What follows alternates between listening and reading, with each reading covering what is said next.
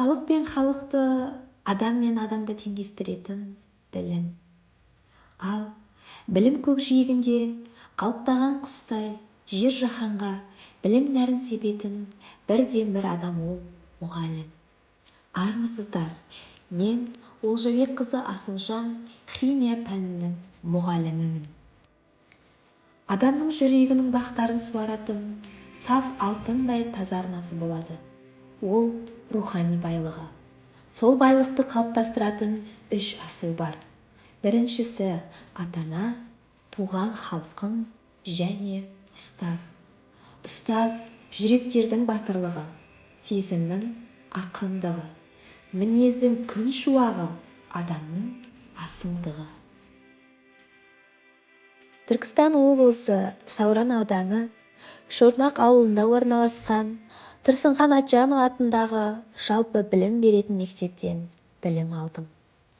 2015 жылы Шымкент қаласында орналасқан академик Қуатбеков атындағы Халықтар достығы университетінде 3 жыл білім алдым.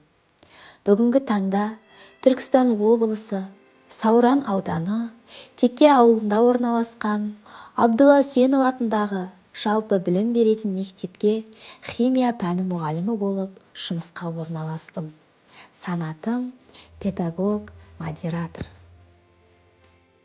Білім беру процесінен өзге тәрбие ісі бойынша мектебіміздің тәрбие қоғамдық жұмыстарына атсалысу, сыныпқа жетекшілік ету, оқушыларыңды үйірме, бірлестік жұмыстарына жұмылдыру, қалалық, облыстық, республикалық білім сайыстарға қатыстыру. Бұл аталғандар қарапайым мұғалім өмірінің бір бөлігі ғана. Мұғалім үшін қалыптасу жолы қаншалықты маңызды болса, оның нағыз бейнесі болашаққа деген бағдармен анықталмақ.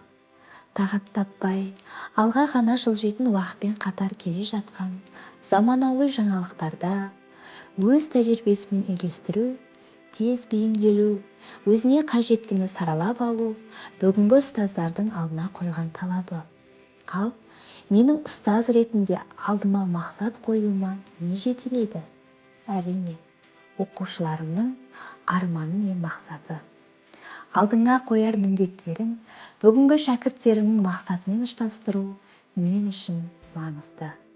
Болашақта олардың да көзімен қарауға ұмтылу қажет.